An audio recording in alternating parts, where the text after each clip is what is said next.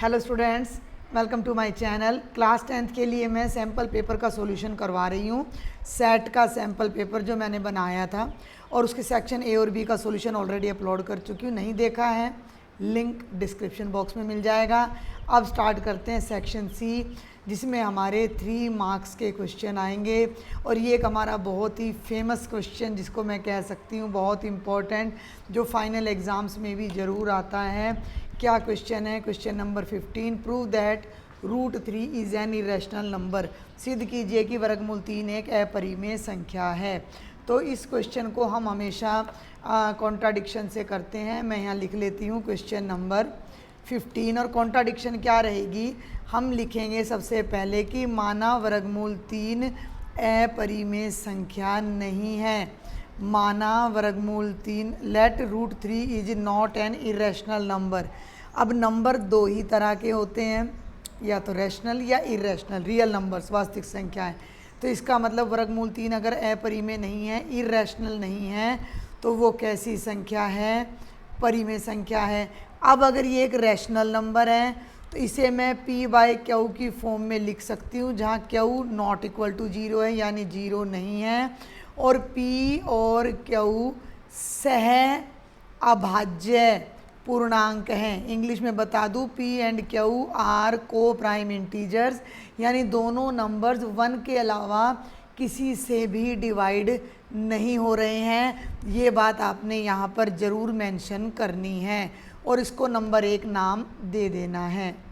अगला स्टेप क्या होगा कि हम यहाँ पर दोनों तरफ स्क्वेयर कर लेंगे। दोनों तरफ वर्ग करने पर, स्क्वेयरिंग बोथ साइड्स, मैं इंग्लिश में साथ साथ बोल रही हूँ, ये बन जाएगा p² q²। ये cancel, 3 is equal to p²/q²। अब तुम क्या करो, q² को तो यहाँ ले जाओ और 3 को नीचे ले आओ, या आप 2 स्टेप में करो।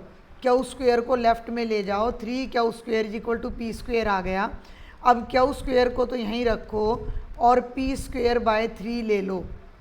अब इस बात को थोड़ा सा लॉजिकली समझना कि जब मैंने p²/3 लिया तो q का स्क्वायर आया। q एक इंटीजर है और इंटीजर का स्क्वायर पॉजिटिव आएगा, यानी जब मैं p² को 3 से डिवाइड कर रही हूँ तो एक पॉजिटिव नंबर आ रहा है, यानी कि ये जो p² है वो 3 से पूरा डिवाइड हो रहा है। तभी तो राइट साइड में एक इंटीजर आया है, नहीं तो फ्रैक्शन आता, नहीं तो कोई बटे का नंबर आता। ठीक है, तो यहाँ अब आप एक लाइन क्या लिखोगे कि जो p² है वो 3 से डिवाइड हो रहा है। यहाँ समझ आ रही है मेरी बात कि p² 3 से पूरा भाग होता है। और इंग्लिश मीडियम वाले क्या लिखेंगे कि p² is divisible by 3। Clear है यहाँ तक?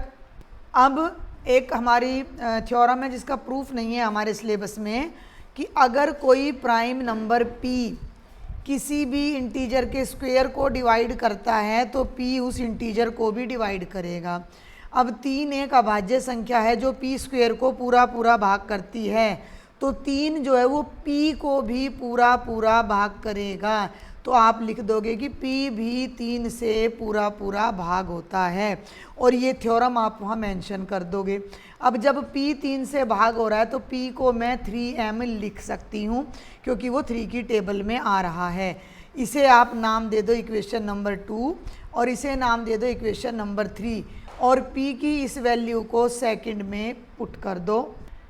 अब हम इस p की वैल्यू को यहाँ से लेंगे और इस सेकंड में पुट कर देंगे। तो यहाँ आप लिखोगे p का मान समीकरण नंबर 2 में रखने पर, put the value of p in equation number 2। ध्यान देना, लेफ्ट में है q² और राइट में जो p है ना, इस p की जगह लिख दो 3m का होल स्क्वायर, पूर्ण वर्ग। 3m का स्क्वायर करोगे 9m²/3, 3 3 9, और ये आ जाएगा 3m की पावर 2। ध्यान देना भाई एक बार। अब ये आ गया q² बराबर है 3m की पावर 2। इस 3 को फिर इसके नीचे ले आओ तो q²/3 m² आ गया। और यहाँ से क्या दिख रहा है कि q² भी 3 से पूरा डिवाइड हो रहा है। तो यहाँ आप लिख दो q² भी 3 से पूरा भाग होता है। और वही सेम थ्योरम यूज करके हम लिख सकते हैं कि q भी 3 से पूरा पूरा भाग होता है। ये मैंने छोड़ दिया, आप लिख लीजिएगा। इसको नाम दे देते हैं इक्वेशन नंबर 4। अब इस पूरे रिजल्ट को अगर मैं यहाँ थोड़ा सा इकट्ठा करूँ तो एक तो यहाँ देखो, बल्कि ना 4 से पहले यहाँ नाम देना था, इसको नाम देना था आपने, तो मैं इसको स्टार नाम दे देती हूँ। यहाँ मैं कह रही हूँ P 3 से पूरा पूरा भाग हो रहा है, यहाँ मैं कह रही हूँ Q भी 3 से पूरा पूरा भाग हो रहा है। तो from star and 4, equation number star और 4 से क्या आया, P भी 3 की टेबल में आ रहा है, Q भी 3 की टेबल में आ रहा है, तो P व Q दोनों 3 से पूरा पूरा भाग होते हैं। जब कोई नंबर 3 से दोनों डिवाइड हो रहे तो वो उनका कॉमन फैक्टर हो गया, यानी कि P व Q का कॉमन फैक्टर 3 हो गया। इंग्लिश में लिखोगे, हिंदी में लिखोगे, P व Q का साझा गुणनखंड 3 है। जबकि अभी पीछे हमने यहाँ कहा है कि दोनों के दोनों नंबर सहअभाज्य हैं, सहअभाज्य को प्राइम है, यानी कि उनका कॉमन फैक्टर केवल 1 है। और यहाँ मैं कह रही हूँ कि उनका कॉमन फैक्टर 3 है। इसका मतलब ये बात गलत है, ये एक कॉन्ट्राडिक्शन है। तो यहाँ आप लिखोगे यह समीकरण 1 का अपवाद है, यह समीकरण 1 को गलत सिद्ध करता है।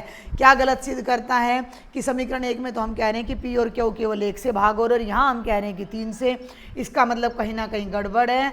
और गड़बड़ कहाँ है कि शुरू में जो हमने ये एजम्पशन किया था कि ये इरेशनल नंबर नहीं है, ये हमारी एजम्पशन रोंग है। तो हम शुरू में लिख देंगे अतः हमारी अवधारणा गलत है या हमारी मान्यता गलत है। आवर एजम्पशन इज रोंग, हमारी अवधारणा गलत है कि वर्गमूल 3 अपरिमेय नहीं है। जो बात हमने शुरू में मानी थी कि अपरिमेय नहीं है वो गलत है। इसका मतलब वर्गमूल 3 एक कैसी संख्या है, वर्गमूल 3 एक अपरिमेय संख्या है। बाकी इस क्वेश्चन का प्रूफ मैंने चैप्टर 1 का सॉल्यूशन करा रखा है, उसमें भी बहुत अच्छे से करा रखा है, तो आप वहाँ से भी इसको दोबारा देख सकते हो। कोई डाउट है मुझसे शेयर कर सकते हो। आगे चलते हैं, अब सॉल्व करते हैं question number 16। Find the zeros of the quadratic equation this one and verify the relationship between zeros and coefficients. द्विघात बहुपद x² घटा 2x घटा 8 के शून्यक ज्ञात करो, x² - 2x - 8, और शून्यकों और गुणांकों के बीच संबंध की सत्यता की जांच कीजिए। क्वेश्चन नंबर हम कर रहे हैं बच्चे 16, थोड़ा शॉर्ट में करेंगे। मैं इसका कंपैरिजन कर लेती हूँ ax² + bx + c से। तो a की वैल्यू 1 आ जाएगी क्योंकि x² का कोफिशिएंट 1 है, b की वैल्यू -2 आ जाएगी और c की वैल्यू -8। ये आ गए कोफिशिएंट्स ऑफ क्वाड्रेटिक पोलिनोमियल, द्विघात बहुपद के गुणांक। अब इनका सॉल्यूशन कर दो, इसके जीरोज निकालो। पहले तो इसको फैक्टराइज करो, मिडल टर्म में 2 और 8 1 जा 8, यानी कि मुझे 2 के ऐसे फैक्टर करने हैं कि ऐड या सब्ट्रैक्ट करें तो 2 आए और मल्टीप्लाई करें तो 8। तो 4 को -2 से मल्टीप्लाई करोगे -8 आएगा, और 4 में -2 ऐड, 4 में नहीं -4 में, उल्टा ले रहे हैं, -4 में +2 ऐड करोगे तो -2, तो माइनस का 4 और प्लस का 2। तो यहाँ आप लिखोगे x², इस -2x की जगह -4x + 2x - 8। पहली दोनों टर्म्स में से x कॉमन आ जाएगा तो x - 4, अगली दोनों टर्म्स में से प्लस का 2 कॉमन आ जाएगा तो x - 4, पीछे वाला कॉमन आ जाएगा x - 4 × x - 2। ये हमारे गुणनखंड हो गए, हमारे क्वाड्रेटिक इक्वेशन के फैक्टराइजेशन हो गया। अब इसके शून्यक निकालने, तो आप यहाँ लिखोगे 4 जीरोज, यानी कि शून्यकों के लिए हम क्या करेंगे, हम इन दोनों फैक्टर्स को 0 के इक्वल रख देंगे।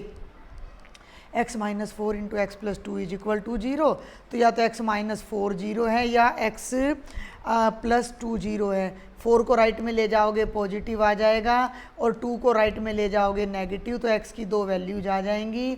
ये दोनों जीरोज़ हैं, और इन जीरोज़ को बच्चे हम अल्फ़ा और बीटा से लिखते हैं। तो अल्फ़ा 4 हो गया और बीटा -2, ये मेरे शून्यक या जीरोज़ आ गए, और ये मेरे कोफिशिएंट। अब मुझे इनमें रिलेशन एस्टेब्लिश करना है, तो वो रिलेशन क्या है आपको पता होना चाहिए। अल्फ़ा + बीटा - b/a होता है, दोनों तरफ पैरेलल वैल्यूज रखो।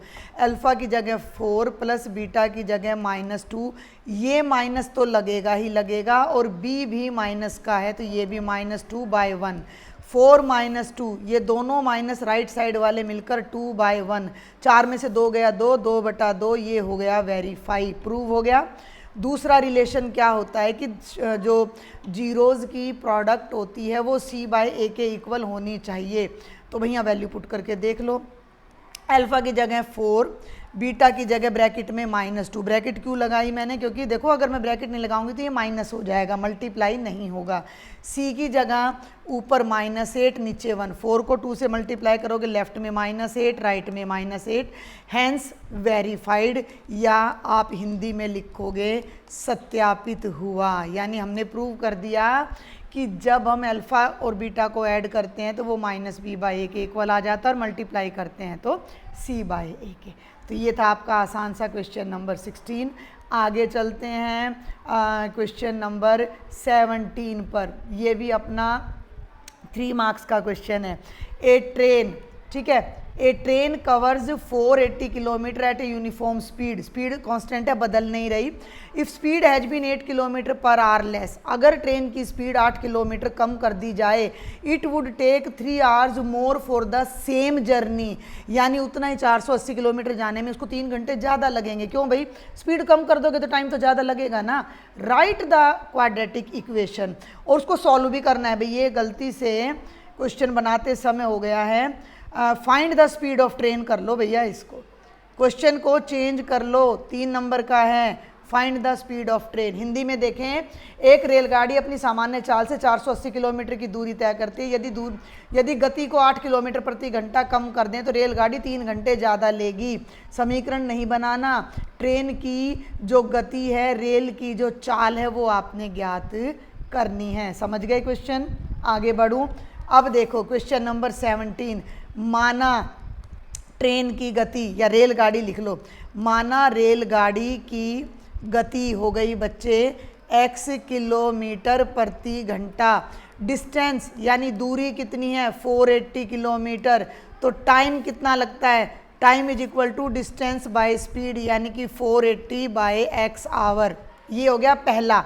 अब दूसरी कंडीशन इसने क्या दे दी कि अगर रेलगाड़ी की चाल कम कर दी जाए तो रेलगाड़ी की नई चाल, जो चाल x की स्पीड से ट्रेन चल रही थी वही ट्रेन x-8 की स्पीड से चल रही है, डिस्टेंस उतनी ही है। अब जो उसको नया टाइम लग रहा है वही डिस्टेंस बाय स्पीड, तो 480, अरे एक मिनट, हाँ 8 ही है, ठीक है 8 है, तो 480/x-8 किलोमीटर पर आवर, ये हमारा नया टाइम आ जाएगा। बात समझ में आ गई यहाँ तक या नहीं? ट्रेन की स्पीड जब x किलोमीटर थी, डिस्टेंस 480 ही थी, तो ये तो टाइम आ गया। फिर ट्रेन की स्पीड 8 किलोमीटर पर आवर कम कर दी गई, तो न्यू स्पीड x-8, डिस्टेंस वही थी, ये नया टाइम आ गया। अब ये क्या कहता है कि जब ट्रेन की स्पीड कम कर दी गई तो टाइम ज़्यादा लग रहा है। ये टाइम ज़्यादा है, कितना, 3 आवर्स। ये देख लो यहाँ मैंने हाईलाइट किया हुआ है, यानी T2 T1 से 3 आवर्स ज़्यादा है।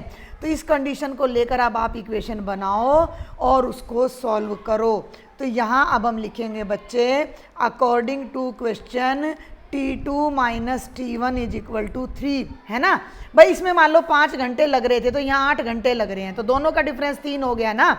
मेरी बात समझ आ रही है? तो यहाँ T2 की वैल्यू पुट कर दो 480/x-8, और ये हो गया 480/x = 3।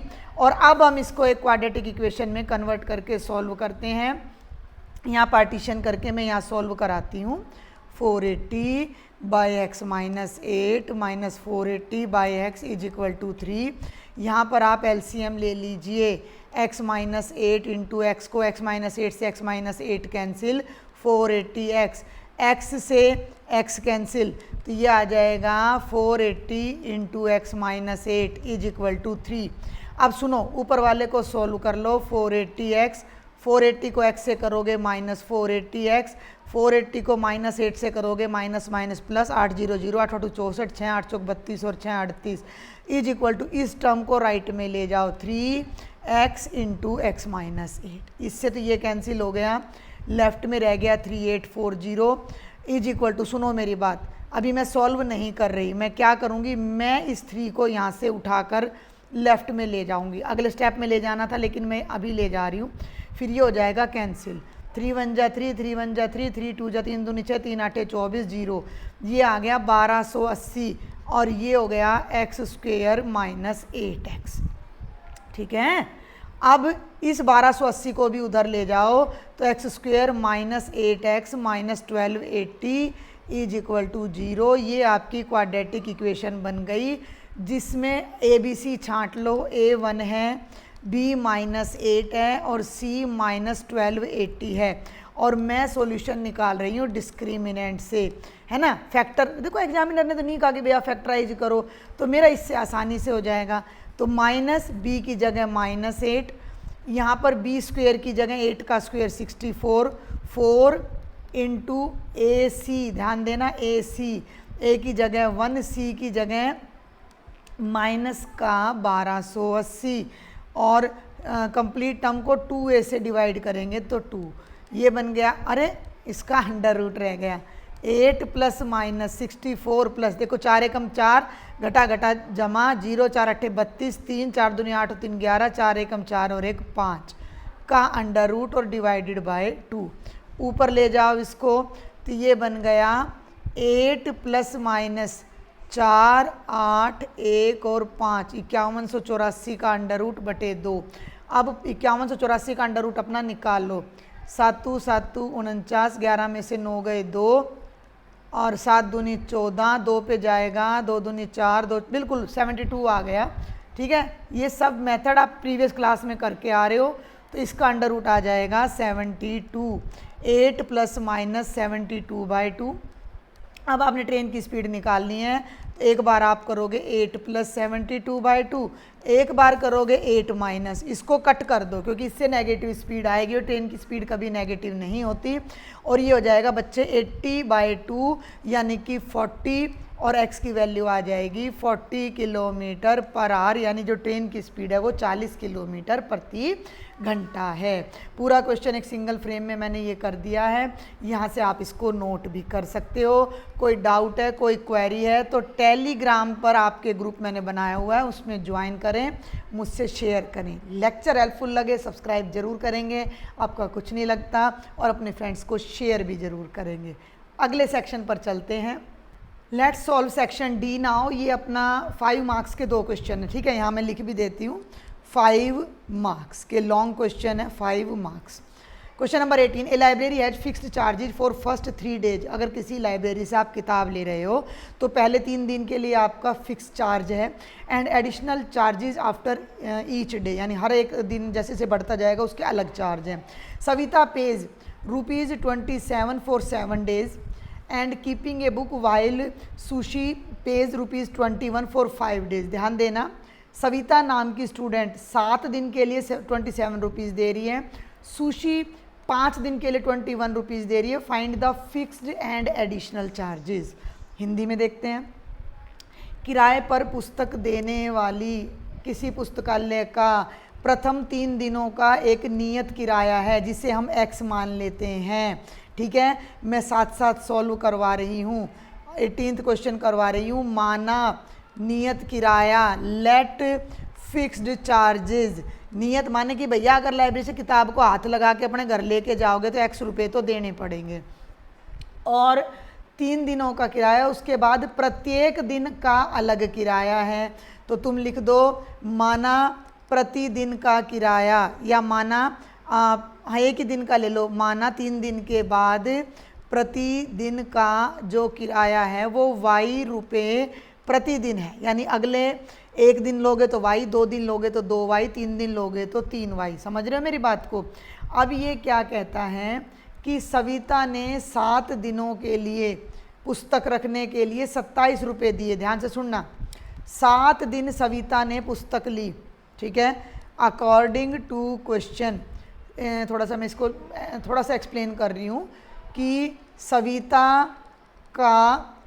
सविता की पुस्तक का 7 दिन का किराया, सविता की पुस्तक का 7 दिन का का आप लिख लेना किराया बराबर है 27 रुपये। अब 7 दिन के 2 हिस्से कर दो, 3 दिन जमा 4 दिन। एक काम और करना, जब ऊपर लिखो तो जो नियत किराया लिखा है उसमें लिख देना माना 3 दिन का नियत किराया, ठीक है ना, माना 3 दिन का, नियत माने फिक्स्ड रेंट, नियत मतलब 3 दिन तक एक ही किराया चलेगा। मतलब आपने अगर 10 रुपये दे दिए, मान लो 10 रुपये हैं तो 10 रुपये में 3 दिन पढ़ो, चाहे 1 दिन में दे दो चाहे 3 दिन में 10 रुपये लगेंगे। चौथे दिन रख लिया तो किराया बढ़ जाएगा, तो प्लस 4 दिन तो ये हो गया 27 रुपीज़। अब 3 दिन के तो हो गए x रुपीज़, और 4 दिन एक्स्ट्रा रखे, 1 दिन एक्स्ट्रा रखने का y रुपये लग रहा है, तो 4 दिन एक्स्ट्रा रखने का हो गया 4y इज इक्वल टू 27। ये पहली इक्वेशन बन जाएगी लीनियर। अब उसके बाद भैया नंबर आ जाता है सूजी का। सूजी ने 5 दिन तक किताब रखी और किराया दिया 21 रुपये। अब आप यहाँ डायरेक्ट कर सकते हो भाई, 5 दिन का मतलब 3 जमा 2, तो यहाँ फिर लिख दो अकॉर्डिंग टू क्वेश्चन। अब 3 दिन का किराया तो x रुपये और 2 दिन का हो जाएगा 2y बराबर है 21, इक्वेशन नंबर 2। यही बस कहानी है यहीं तक। इसके बाद तो इस क्वेश्चन में कुछ भी नहीं है सॉल्व करने के लिए। दोनों इक्वेशंस को ऊपर नीचे लिखा। मैं यहीं पर इनको एक बार इसको अलग से ना इसका हटा देती हूँ ये ब्लॉक सा, कि x + 4y is equal to 27। देखेंगे ध्यान से, x + 4y is equal to 27, और अकॉर्डिंग टू क्वेश्चन सूजी वाला हो जाएगा x + 2y is equal to 21। Solve कर दो एलिमिनेशन मेथड से, सब्ट्रैक्ट करने पर, सब्ट्रैक्टिंग दोनों तरफ घटा करने पर, माइनस माइनस माइनस, 4y में से 2y माइनस करो, 7 में से 1 गया 6, y इज इक्वल टू 6/2, यानी y की वैल्यू 3 आ गई। अब y की वैल्यू को किसी भी इक्वेशन में पुट कर दो, x + 4y is equal to 27, तो यहाँ y की जगह 3 रख दो इज इक्वल टू 27, तो ये बच्चे 12 आ गया 27, तो x इज इक्वल टू 27 - 12, यानी x इज इक्वल टू 15। यानी कि जो फिक्स्ड किराया है, जो नियत भाड़ा है, समझ रहे हो मेरी बात को, नियत भाड़ा तो नहीं कह सकते, भाड़ा तो टैक्सी का होता है, नियत किराया आप लिखोगे वो 15 रुपये है, और प्रतिदिन का जो किराया, जो नियत किराया है वो 15 रुपये है। थोड़ा सफाई से लिख दूँ मैं, और जो प्रतिदिन का किराया है वो आपका कितना है, 3 रुपये प्रतिदिन। आप चेक भी कर सकते हो 7 दिन के लिए, 3 दिन के तो 15 रुपये और 4 दिन के 4 × 12 तो हो गया 27, और ऐसे ही मान लो 5 दिन के लिया था, 3 दिन के 15, 2 दिन बच गए 6, तो बन गया 21 रुपये। तो आप ऐसे क्रॉस चेक भी कर सकते हो। सेक्शन डी का नेक्स्ट या लास्ट क्वेश्चन सेक्शन डी का देखते हैं। ये है क्वेश्चन नंबर 19, बहुत इंपॉर्टेंट है, एग्जाम्स में बहुत बार पूछा जाता है। If the median of the distribution given below is 28.5, find the values of x and y। नीचे दिए गए बंटन का माध्यक अगर 28.5 है तो x और y का मान ज्ञात करो। देखो यही टेबल ले लेते हैं, मुझे लिखनी नहीं पड़ेगी।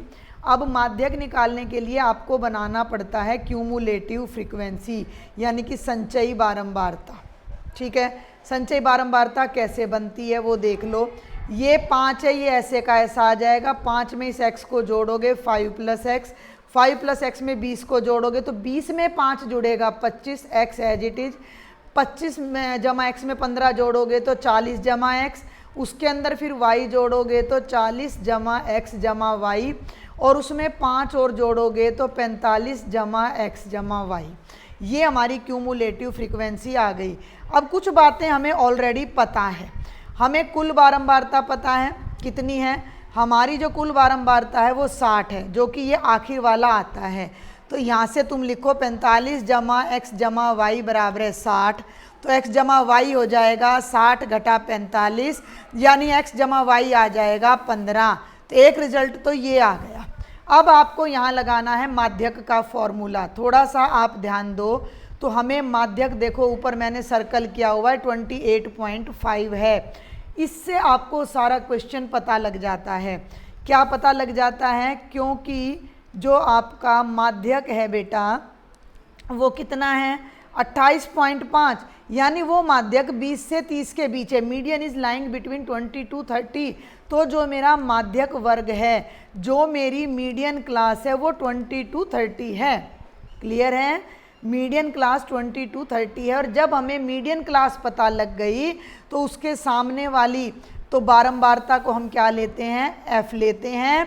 और उससे ऊपर वाली बारंबारता को हम क्यूमुलेटिव फ्रीक्वेंसी लेते हैं। तो ये सब डिटेल अब आप यहाँ लिखोगे। जब आपको माध्यक वर्ग पता लग गया तो उसकी जो लोअर लिमिट है, निचली वर्ग सीमा है, वो एल होती है। तो एल की वैल्यू 20 आ गई, एफ की वैल्यू भी 20 आ गई, और सी एफ की वैल्यू 5 जमा एक्स, क्योंकि जो माध्यक वर्ग होता है उसके सामने वाली बारंबारता लेते हैं और उसके जस्ट ऊपर वाला सी एफ लेते हैं। एन आपको बुक वाले ने खुद दे रखा है, एन की वैल्यू 60 है, तो एन बाय 2 लेना होता है।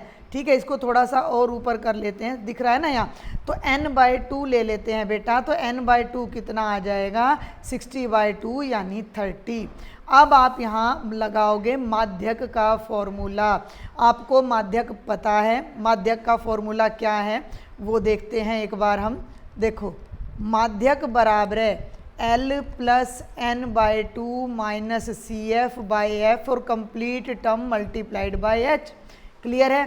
अब सारी वैल्यूज़ आपके सामने बोर्ड पर हैं। माध्यक की जगह आप लिखो 28.5, L की वैल्यू ये रही 20, n बाई 2 है 30, सी एफ है हमारा 5 प्लस एक्स यानी कि माइनस का 5 प्लस एक्स, ब्रैकेट लगाना। f की वैल्यू 20 है और h नहीं बताया मैंने, क्लास इंटरवल की जो हाइट होती है वो h होता है। तो h की वैल्यू कितनी आ जाएगी? 10। इस 20 को इधर ले जाओ तो 28.5 में से 20 माइनस हो जाएगा, इस तरफ रह जाएगा 30, ये ब्रैकेट खोल दो, -5 माइनस एक्स बाई 20 और पूरी की पूरी टर्म मल्टीप्लाई हो रही है 10 से। 28.5 में से 20 को माइनस करोगे 8.5, 10 से ये 20 कट के 2 रह जाएगा। ऊपर देखो 30 में से 5 गया, 25 माइनस एक्स बाई 2। ठीक है, क्रॉस मल्टीप्लाई कर दो, 2 को यहाँ ले जाओ, 8.5 मल्टीप्लाइड बाई 2 बराबर है 25 घटा एक्स, 8.5 को 2 से करोगे 17, एक्स को लेफ्ट में ले आओ जमा का हो जाएगा, 17 को राइट में ले जाओ, 15 में से 7 गए 8, एक्स की वैल्यू आ गई 8। जब एक्स की वैल्यू 8 आ गई तो वाई की वैल्यू यहाँ से निकल आएगी, क्योंकि एक्स प्लस वाई 15 है तो x की जगह 8 रख दो, 8 प्लस वाई 15। बहुत इंपॉर्टेंट क्वेश्चन है, बहुत बार एग्जाम्स में पूछा जाता है। तो y की वैल्यू 7 और x की वैल्यू 8। लास्ट में आंसर की समरी करके ज़रूर लिखा करो। क्लियर हो गया? समझ आ गई बात? तो ये था आपका 5 नंबर का। और अब जल्दी से देखते हैं सैम्पल पेपर का लास्ट क्वेश्चन, जो कि सेक्शन ई है अपना, केस स्टडी का क्वेश्चन है, बहुत ही आसान प्रोबेबिलिटी से। In a play, John Nishtha is playing claw crane game which consists of 58 teddy bears, 42 Pokemons, 36 tigers and 64 monkeys. Nishtha picks a puppet at random. Now find the probability of getting a tiger, a monkey, a teddy bear. बहुत आसान, बहुत आसान। 4 number का question है। एक खेल क्षेत्र में निष्ठा क्ला क्रेन गेम खेल रही है और 58 टेडी बियर हैं, तो कुल पपेट या कुल कठपुतली सबसे पहले आप लिखोगे कितनी है। हिंदी पढ़ देती हूँ पहले मैं जल्दी से। 58 टेडी बियर, 42 पोकेमोन, 36 बाघ, 64 बंदर है। निष्ठा यादृच्छिक रूप से कठपुतली चुनती है। अब निम्नलिखित मिलने की प्रायिकता ज्ञात करें। तो कुल कठपुतली कितनी हो गई भाई? 58 प्लस 42 प्लस 36 प्लस 64, 8 और 2 10 और 10 20, 2 6 और 2 8 3 11 और 4 15 और 5 20, 200 खिलौने हैं। अब पहला केस है एक बाघ, तो आप लिखोगे बाघ खिलौने की संख्या या बाघ कठपुतली की संख्या। तो बाघ कितने हैं? 36। तो आपने सिर्फ क्या निकालना है? एक बाघ की प्रायिकता। तो आपने जस्ट क्या करना है? बाघ की संख्या 1 नंबर में आएगा वैसे तो ये, बटे कुल कठपुतली। अभी जितने पे कटता है ना उतने पे कट कर दो, तो ये 4 पे कट हो जाएगा, 4 नीम 36 और 4 पंजे 20 और 0 9/50। सेकंड में डायरेक्ट बता रही हूँ, एक बंदर, तो एक बंदर की प्रायिकता। तो बंदर कितने हैं भैया? 64, टोटल 200। 4 पे चला जाएगा 16, 4 5 या 2 पे फिर चला जाएगा 8 पे कट जाता वैसे ये, तो आपका आंसर आ जाएगा 8/25। और थर्ड पार्ट है बच्चे टेडी बियर की प्रायिकता, तो टेडी बियर 58 हैं, तो प्रायिकता हो जाएगी 58/200, 2 2 जा 4, 2 9 जा 18 और 29/100 आपका आंसर आ जाएगा। ये मैंने आपको केवल एक सैम्पल पेपर देने की कोशिश की है जो आपको एग्ज़ाम की प्रिपरेशन में मदद करेगा। एग्जैक्ट पेपर ये नहीं आएगा, इस भ्रम को अपने दिमाग में ना रखें, ठीक है। और अगर इससे थोड़ी भी आपको हेल्प मिलती है तो लेक्चर को शेयर करना ना भूलें और चैनल को सब्सक्राइब करना ना भूलें। कोई भी डाउट है, क्वेरी है, टेलीग्राम पे मुझसे शेयर कर सकते हैं। Thank you.